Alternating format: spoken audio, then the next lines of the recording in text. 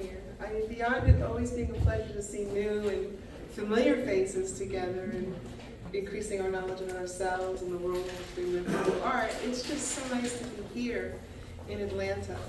And it's now going to be my second home for the next few years because I'm going to be back and forth between Atlanta and home in my role as artistic chair at the Hammonds House Museum. So I'm sure I will be seeing many of you more frequently, I hope, here and at the museum.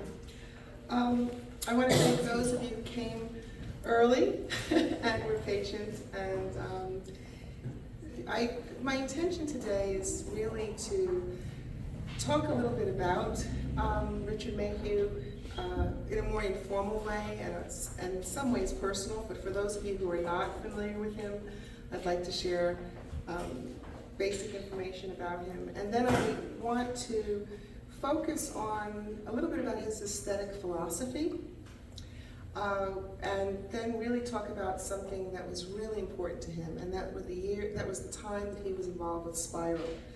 And there's a reason for that, specifically because I'm here in Atlanta and because of what I've noticed about the community of artists and collectors, and just the whole cultural fabric and how important community is for the development of Black visual culture.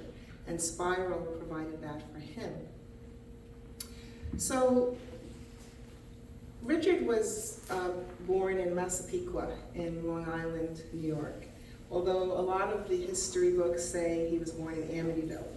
And the reason why it says Amityville is because the doctor, it's in the same general area, but the doctor was from Amityville. And so they just put Amityville. But that area generally is called Amityville, and that area was predominantly inhabited by people who were Indigenous Americans as well as African Americans. And his mother was a Cherokee Lombard Indigenous American, and she loved the city life. And his father was also African American and Indigenous, and he was a house painter and carpenter. His mother's family had the wisdom to move from New York and go to Canada, because what happened a lot in the United States is that they would corral all of the Indigenous children into these schools. And it was not a very positive or good experience, and there was a lot of abuse that was done. So they had the wisdom to go to Canada for her education.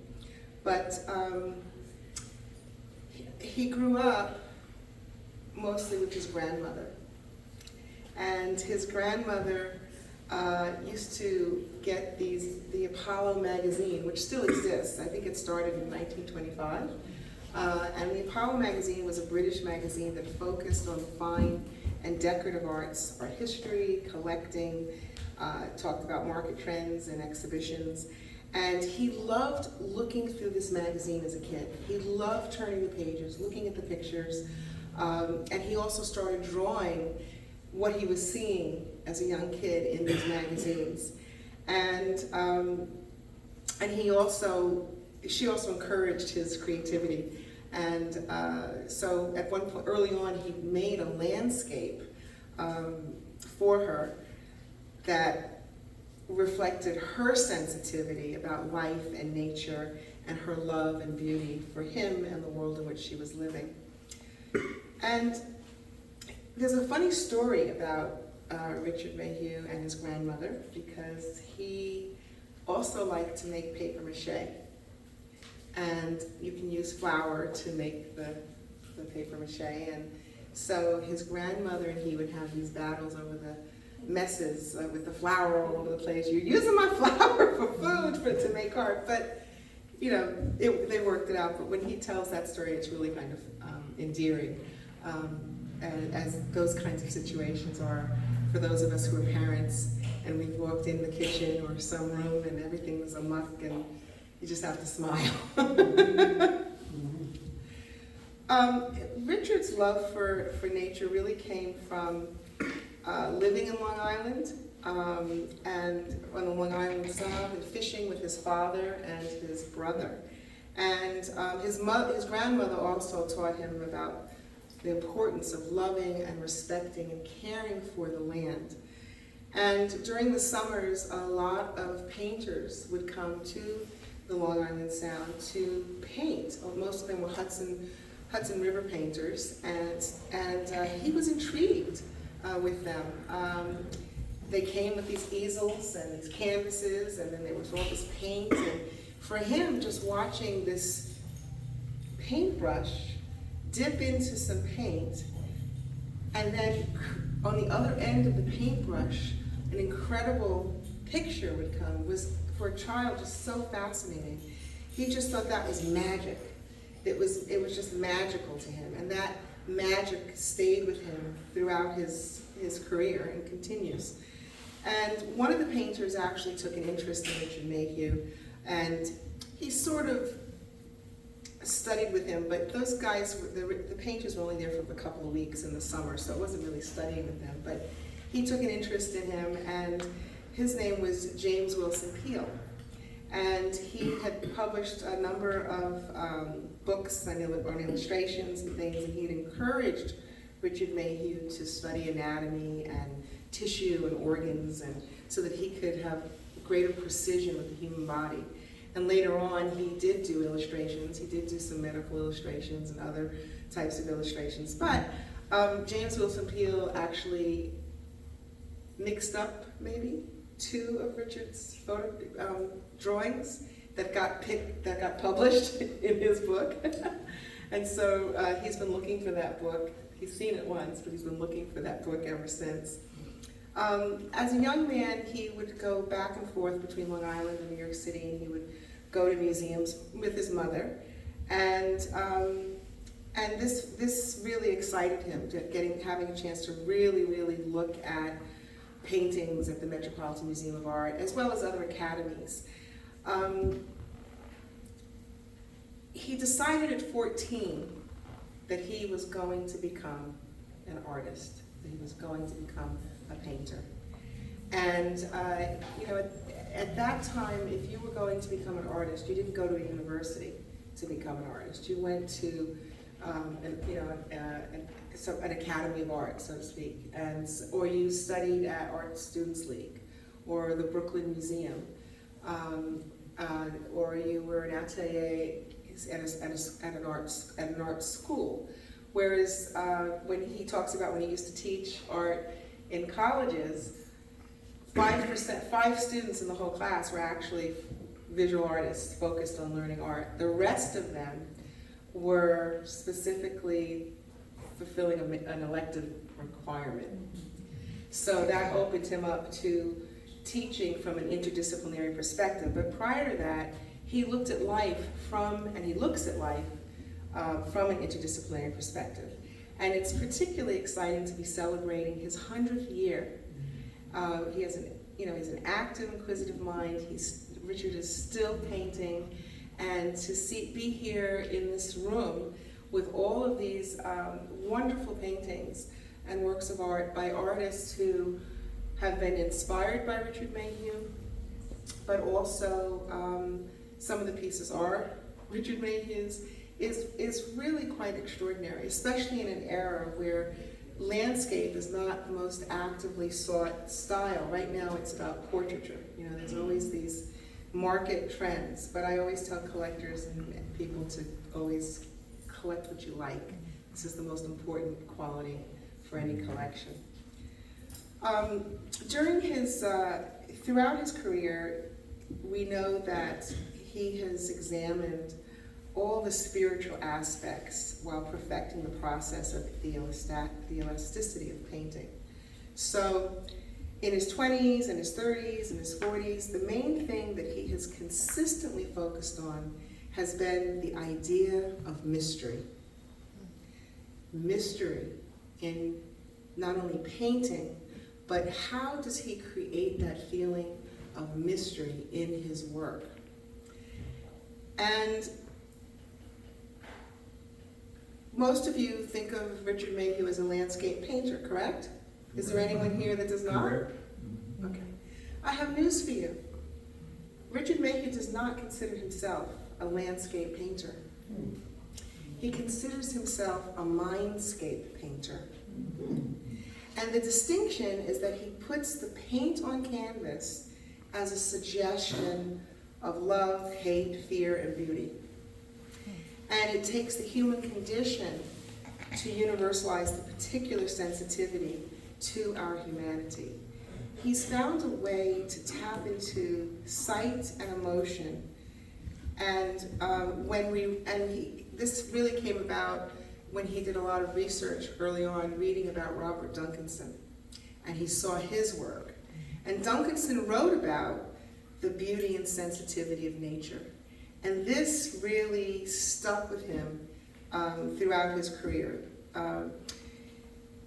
With the canvas, Richard Mayhew talks about how he makes a suggestion through the paint so that it reflects his, and it's supposed to evoke your sensitivity and emotion through bright and soothing colors. And a part of this has a lot to do with, he's driven across the country at least 6 or 7 times in his life. And he's taken different routes so he could see different things. And one of the reasons why he settled in California is because California had everything he had seen driving across the country. It has deserts, it has mountains, it has lakes, it has oceans, it has rivers and forests. And so because of that, all of what he loved about nature and what he likes to look at is there. And one of the reasons why nature is so important to Mayhew and why it's important to love it and respect it is that he feels that it reinvents itself constantly through sensitivity. Nature reinvents, it matures, and it survives. Doesn't that sound like us? And what else is more natural than being who we are? Okay. So this whole thing about sensitivity and nature, and it really came from his early exposure to George Inness, who was a 19th century landscape painter. He was fascinated by his use of color, his application, his tonality, his mystique, and he felt that all of that comes through because of sensitivity. You don't often hear artists talking about sensitivity as a medium for their process. You hear often about, well, he's a very sensitive person, he's very insightful. You hear those kinds of attributes to the use of sensitivity with an artist. But we rarely hear about it in terms of how that artist is using it as a medium, because he's relying on his sensitivity and the reflection and the communication between you and an audience to tap into that sensitivity. So let's talk about his fascination with mystery. Okay? Mystery in a painting is the essence of Rick's passion for painting. This is very important to know about Richard Mayhew. Mystery in a painting can refer to various aspects of a painting that evoke a sense of intrigue, ambiguity, or depth that captivates the viewer.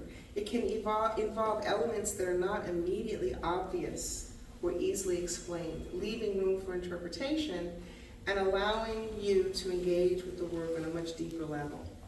So let's talk about what those qualities and how mystery manifests in a painting. Ambiguity. Paintings that leave certain elements open to interpretation or that contain a hidden meaning can create a sense of mystery. Ambiguous compositions, symbolism, or narratives can engage the viewer's imagination and curiosity. Atmosphere. The use of light, shadow, color, and texture can create a mysterious atmosphere in a painting. Artists may use these elements to evoke a sense of the unknown, the otherworldly, or enigmatic. Symbolism. Symbols and metaphors in paintings can add layers of meaning and mystery. When viewers encounter symbols, excuse me, the meaning is not immediately clear. It can spark curiosity, it can invite you to delve deeper into the artwork. And then there's narrative intrigue. Paintings that suggest a story or a moment frozen in time without providing all the details can be mysterious. And the viewer may be left wondering about the before and after of the scene, creating a sense of mystery around the narrative. I invite you to look at this show again and think about how mystery plays into any number of works in this exhibition. In essence, mystery can be a powerful tool for artists to engage viewers, provoke thought, evoke emotions, and that leaves certain aspects of the artwork open for interpretation and inviting contemplation and exploration. This is exactly what Richard Mayhew's work is about. This is exactly why I chose his work for the cover of Collecting African American Artworks on Paper. The publishers wanted to put a black Sambo on the cover, and I had to fight with them about that. I wanted something abstract. I didn't want it to be figurative. I didn't want anyone to have to assume anything about the range or the breadth or the diversity of black visual culture.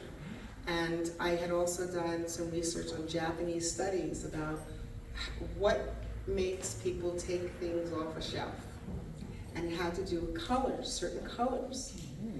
And so I had to put all this data together for the publisher to understand that there was a thought process behind the decision of wanting an abstract piece of work on the cover so that it could engage and invite diverse audiences who loved art.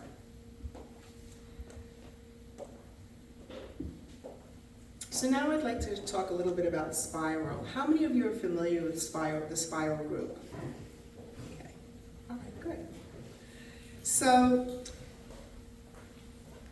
A. Philip Randolph, who was the head of the Brotherhood of the Sleeping Car Porters, reached out to Romery Bearden when Romery Bearden was 52 years old, and his cousin, Charles Austin, when his cousin was 65 years old.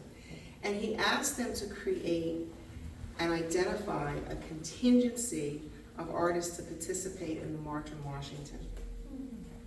And he wanted them to identify an interdisciplinary group of artists, including composers and writers and thespians, and it turned out that they were looking in New York City, Los Angeles, Missouri, and Chicago.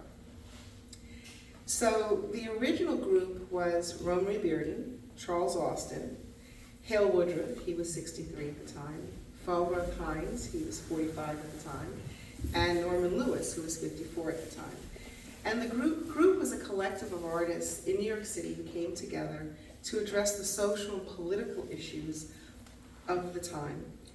And Richard Mayhew refers to them as the senior artists,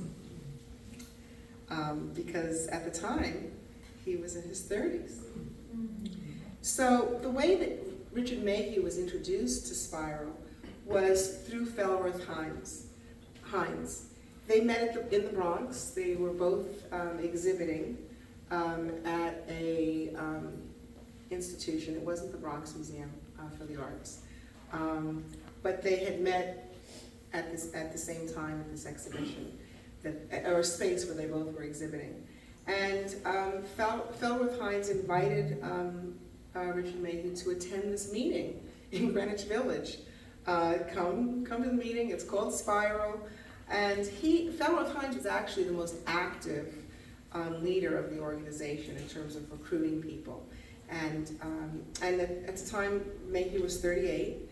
And other younger members who had come at that time, around the same time that Richard Mayhew had, was Al Hollingsworth. He was 36 at the time. Reginald Gammond was 42 at the time. William Majors was 36 at the time. And the way that Rick met Bill Majors was they were both in Italy on a grant. And he came downstairs from his hotel room with his son, Scott, And Scott was running across the lobby of the hotel and ran smack down into Bill Majors. And so Bill picked him up and said, well, who are you? Who do you belong to? And then that's how the two of them actually met. And after they met and they discovered wonderful and interesting things about one another, Rick invited Bill Majors to become a member of the Spiral group. Atlanta's own Emma Amos, she too was the only woman, the first woman, not the only, the first woman to become a member of Spiral. She, after she had graduated from Spelman, well, let me backtrack. When she was a teenager, her family, her mother family, they knew Hale Woodruff, who was here. And they showed her work to him, and they wanted him to be her tutor, which he said, no, thank you. I can't do that. You know, he wanted her to develop naturally. He felt it was too young, you know, to work with her. He wanted her. She had talent, but he wanted her to develop. And after she graduated from Spelman, she decided that she wanted to go to New York. So her mother was friends with Hale Woodruff's mother, and it was like, my daughter's going to New York. Could you please watch out and look after her? You know, and so they said, sure. And so, and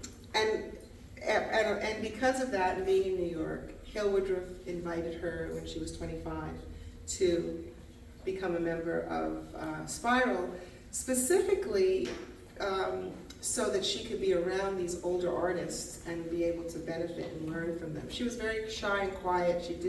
She wasn't actively engaged in a lot of the discourses that they had.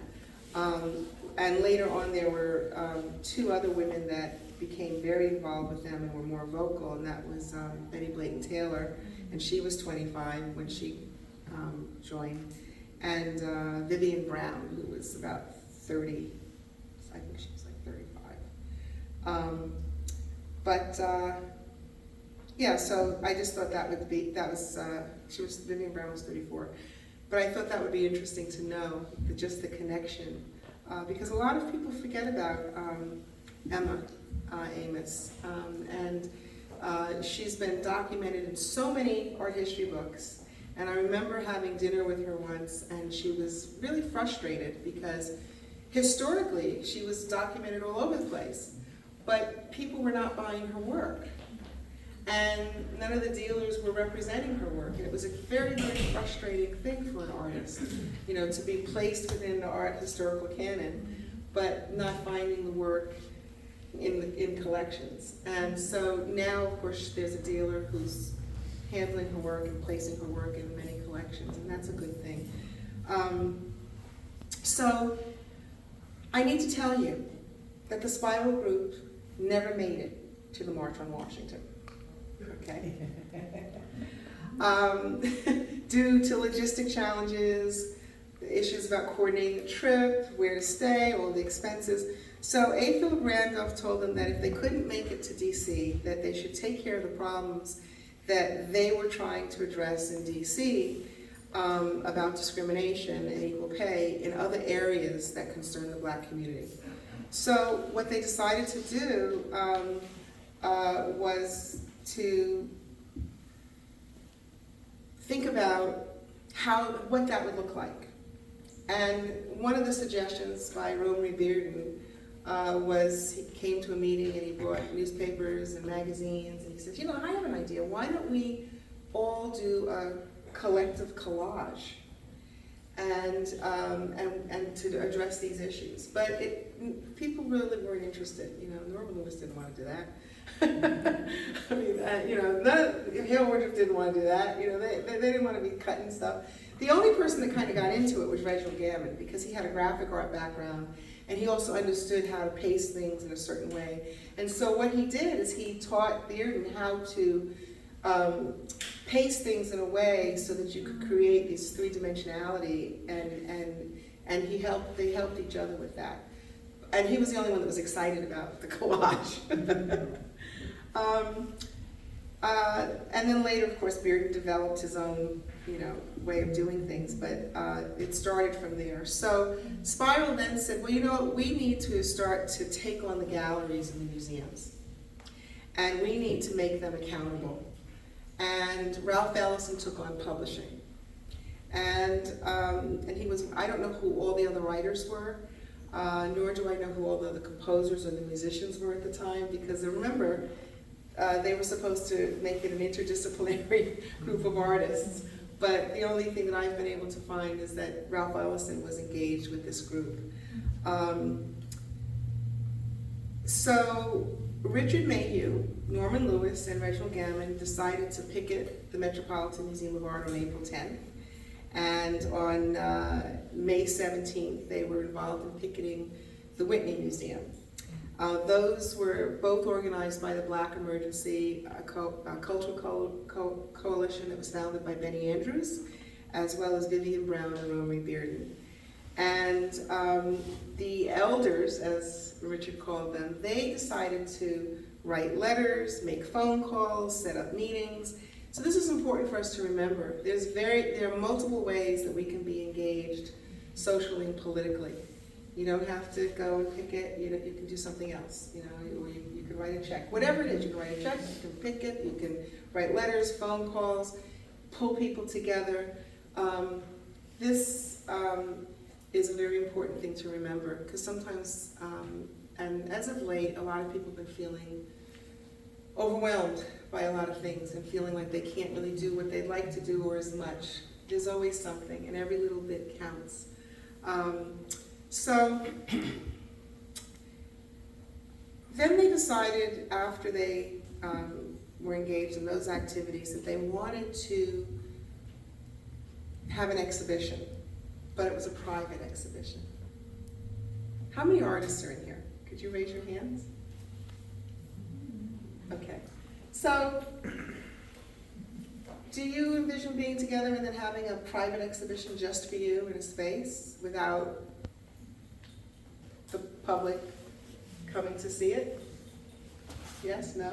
Is that something that? Yes. Yes?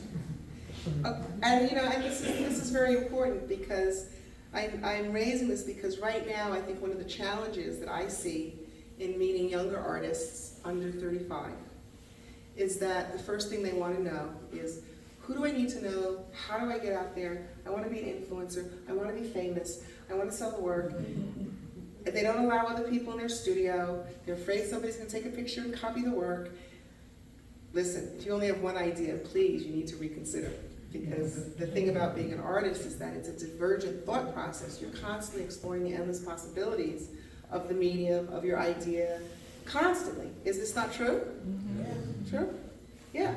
It's not this linear thinking, and it's not one trick pony, all right? But also, what concerns me really is that the artists are not coming together and having certain conversations about aesthetics. They're talking about who's making it, how they're making it, what did they do to get what they got, but they're not talking about color, texture. They're not talking about process. They're not talking about why they're influenced by a particular artist and how they've pushed that influence into their own vocabulary. They're not having those discourses. So do you think it's possible for there to be another spiral movement or another aesthetic school of thought or that in art? And I'm talking particularly also in our community. I'm not even worried about the rest of the art world. I'm saying that, and it's important for our community because the fact of the matter is that by 2050, there will be, the largest minority will be Americans and worldwide of people of European descent. They only represent 12% of the current world population right now. This is the parallel in all of this political mishigash worldwide. This is also the parallel to why, I know I'm going off, but this is the parallel why all of the women's reproductive rights issues are at the forefront, because they want white women to procreate and they're not having children. It's nothing to do with everybody else, okay? That's the underpinning of this move. It's directed towards them. because there's this fear. And all of the places that they've colonized, they don't come out of the same cultural tradition. They're afraid that people are going to do to them what was done to them.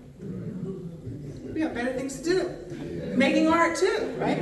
So, so in any event, I really want you to share this idea with other artists and to come together to talk about aesthetics, talk about what hasn't been done in terms of a concept or an idea, how you can come together, because this is not happening in this 21st century. It's a very transactional century right now, very transactional. So in any event, we don't want to tangent here, but let's see. So they decided to have this exhibition for themselves. And they were surprised when they all brought the work for this exhibition. It was all abstract work. Charles Olson didn't work abstractly. Romy Bearden, that's when he was doing abstract work, right? He was doing social realist work before. Norman Lewis, social realist work before. All the artists brought abstract work. So this was something that evolved naturally, and they were exploring the idea of what is Black abstraction? How do we look at ourselves abstractly? And they had discourses about African art, but then they were talking about it within a Western application of plastic arts. This was a very exciting kind of thing. These kind of conversations are not happening now. This is the point. This is very important. So, all of this influenced Mayhew to explore abstraction. And he viewed it as a form of destruction. And because it dissolves a creation of a creation versus memorable and nostalgic art. This was the way he looked at it. And he felt that everything is eliminated starting from nothing. And that was the way he internalized his understanding of abstraction. He also felt that abstraction was the unique sensitivity of the culture at large and the work. It involved the expression of color and form, and he likened it to music. And this led him to thinking deeply about the concept of creative consciousness of society at large. And he was interested in the idea that creative thinking is universal. So creative consciousness in design and space was foremost in his mind. It was about how color within the illusion of space affects the rods and the cones in the eye. He reflected on both dimensional design, which focuses on stability, strength, and rigidity of structure, and then basic design, which emphasizes alignment, color, unity, tone, variety, balance, contrast, repetition, proportion, movement, and white space. Just moving all of this stuff around. And he has talked about how this period with Spiral was such a critical period in his development. And that's why I wanted to really kind of focus on that, and focus on it again because of the importance of artists coming together as a community, the community coming together to support artists. Because at different and critical developmental stages in an artist's life, and hopefully in all of ours, hopefully we keep growing and learning until rigor mortis sets in, something is going to shift, for greater growth and expansion. So the two artists that had the greatest impact on Richard Mayhew in Spiral were Falworth Hines and Norman Lewis. Falworth Hines didn't have time for frivolous conversations. This is what Richard Mayhew says. He had no time for frivolous conversations. And he, later on, he was a conservator, and he was in Washington, D.C., and Rick mentions how when he'd go to his studio, there was no dust. Like, he would make a joke of just looking for dust. He didn't know how he did it. There was no dust. And then the other person was Norman Lewis. Norman Lewis taught him about the inner world within himself of creative consciousness. So, you know, he actually had one abstract exhibition in the 70s. It wasn't hard edge or gestural, but it had very similar kind of a feeling of the works that are less abstract, I'll say, because his whole thing was about mood. You often, if you speak to Rick, you talk about mood paintings and feeling. And I remember when I had to contribute an essay in that catalog over there, that when the Museum of Moab in California, Dr. Bridget Cooks had curated that exhibition, and she asked me to write about Richard Mayhew's spirituality in his work. And it was very hard to it's ephemeral, and it was very hard to try to talk about that. But everything about his work it's open for interpretation. It's open for more than interpretation intellectually. It's open for the experience. It's experiential in his making, and it's experiential. It's intended to be experiential for the viewer. So I think that the last thing I want to say about Richard, before talking a little bit about giving you like 10 tips for collecting landscapes, is that Richard Mayhew taught me how to see. I remember being in California, and we were outside on this balcony, and we were looking at the landscape. And all I saw were all these beautiful trees, different tones of green, but they were trees. So I'm like, he says, take a look at that. I said, oh yes, it's a beautiful day. Oh, it's just so beautiful. Look at those trees. And he says, no. Do you see the purples over there? Do you see the golds over there? Do you see the oranges over there? They were green trees, right? Then I started really looking, and I could actually see what he was talking about.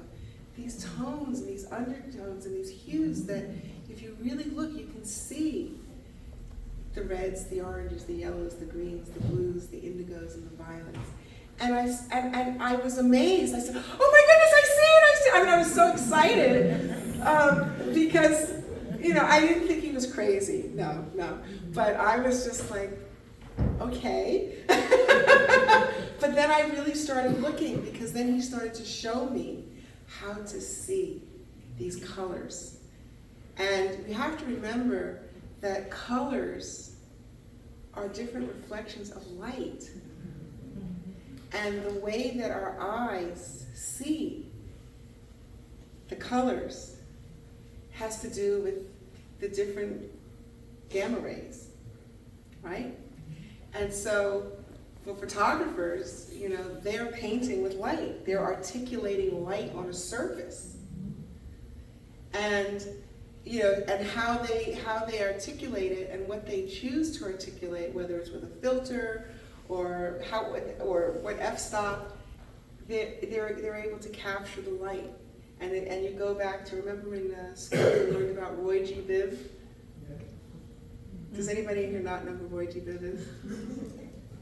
Anybody? Does anyone not know who Roy G. Biv is? Okay. So in school, they would, in order to remember the light spectrum, you named it Roy G. Biv. Red, orange, yellow, blue, indigo, violet.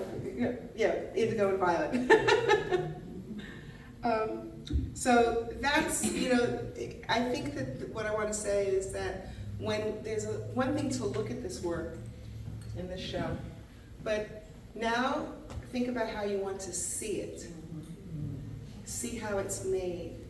See the composition, see the tonality, see the texture, see everything about it. So now I want to know how many artists actually are here who have work in the show.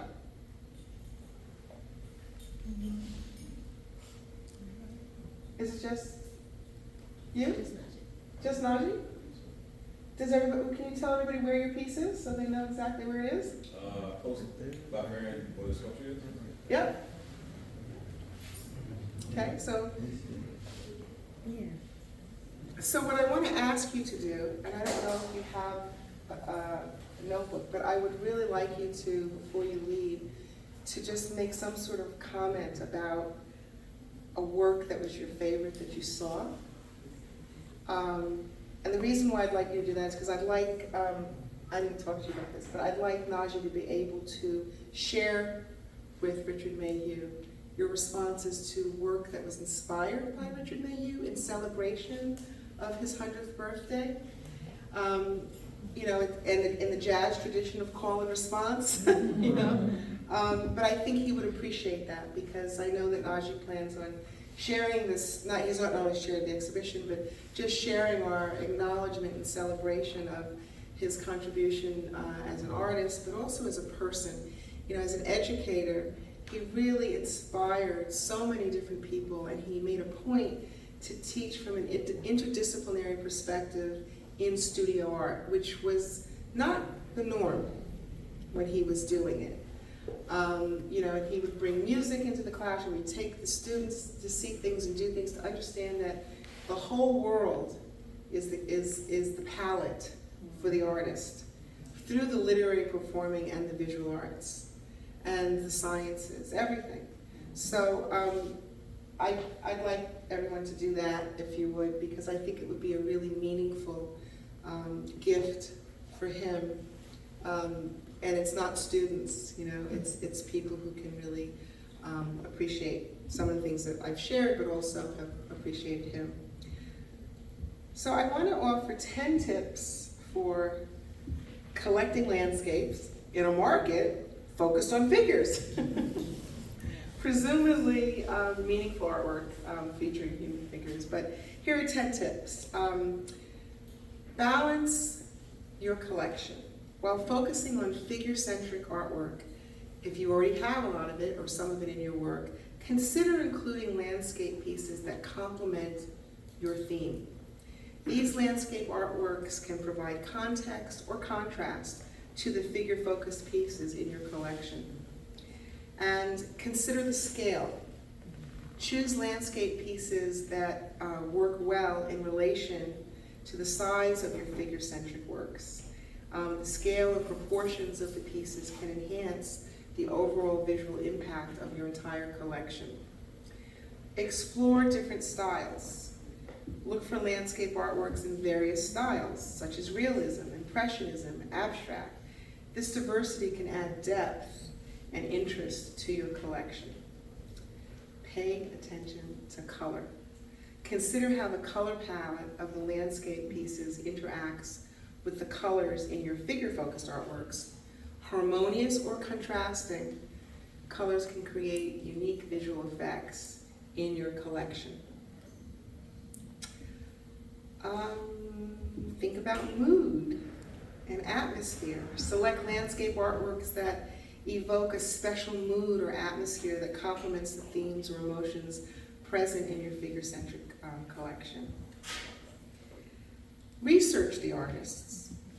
Explore artists known for their landscape works and consider adding pieces from well-known or emerging artists to fill your collection. Understanding the artist's background and their style can add value to your collection. Invest in quality. Always invest in quality. Always. When collecting landscapes, prioritize quality, craftsmanship, and materials. High-quality artworks will stand the test of time and retain their value in the market. And you know, I emphasize that, and the best example of that is to use the analogy of when you're collecting prints. You may, if you're collecting hand-pulled prints that have the fraction on the bottom, and a lot of people think the fraction on the top is more important than the fraction on the bottom, ignore that, okay? Because what happens is the artist is pulling the print, here's the first print, here's the second print, here's the third print, et cetera, all right? And then when they go to number, the last print's the first print, second print. So that doesn't matter, okay? What you want to look at is the impression of the print. The best example would be a silk screen, okay? And you think of the stencil process to make a silk screen, right? So they call registrations, and that has to, if the registration is off, you know, it's, if you see white spaces in between the colors and the colors are not locked together, then that's not a particularly good print, all right? So if you were looking at silk screens,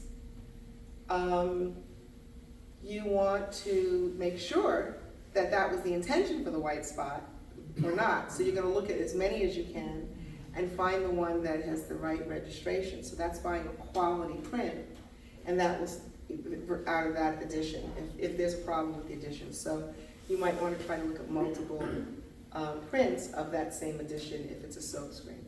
The most important thing for lithographs, and you know the simplest way to understand that process is, do you have a tissue? Oh.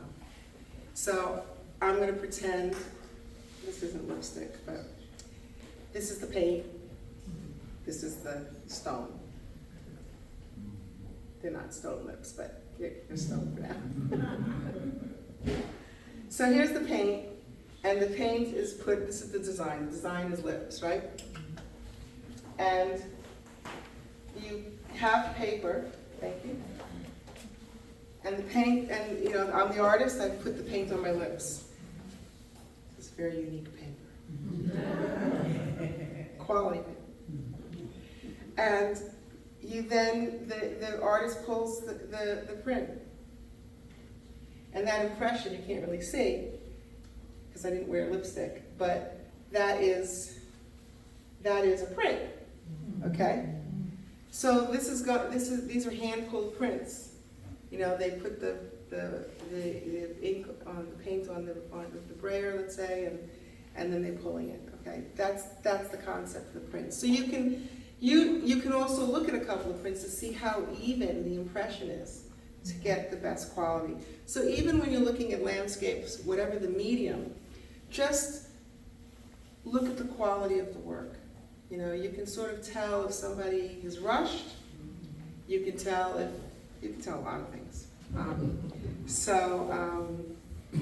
Mix vintage with contemporary. Blend vintage landscapes with contemporary ones to create a dynamic and eclectic collection, if that's what you'd like. This mix of styles can showcase the evolution of landscape over time. And of course, consider the framing. Pay attention to the framing of landscape artworks to ensure they complement the overall aesthetic of your collection. Custom framing can enhance the visual impact of the pieces. This is why I encourage you to always, when you're going to galleries and to museums, pay attention not only to the artwork, but the way it's framed. You'll notice that certain frames complement certain styles of work better. If you pay attention as you're looking at work, when you go to the frame shop that has thousands of L-shaped frame samples, you don't lose your mind, because you're able to go in and ask for what kind of style or point of a style, and you can save a lot of time. And not only that, you know, it will help you get your framer to focus on how to enhance the work of art, because that's all the frame is supposed to do. It should not compete with the work. And then of course, stay informed, stay focused on the latest trends and developments if you care about those things. Personally, I don't. I think you should collect what you like. And you know, but if you know, but it's important. I mean, I have to for other reasons to stay abreast of those things. But in terms of collecting, always focus on what moves you and what you like. You know, there are different reasons why people collect. So you know, be as informed as you possibly can. And you know, you can stay abreast of art fair by going to art fairs, auctions, exhibitions, to discover new artists. And if you follow these few tips, I think that you'll curate a really diverse and exciting personal collection, and then most of you will be adding to your collections. But I want to thank you so much for being here, and if you have any questions, comments, please feel free to share them. Thank you very much.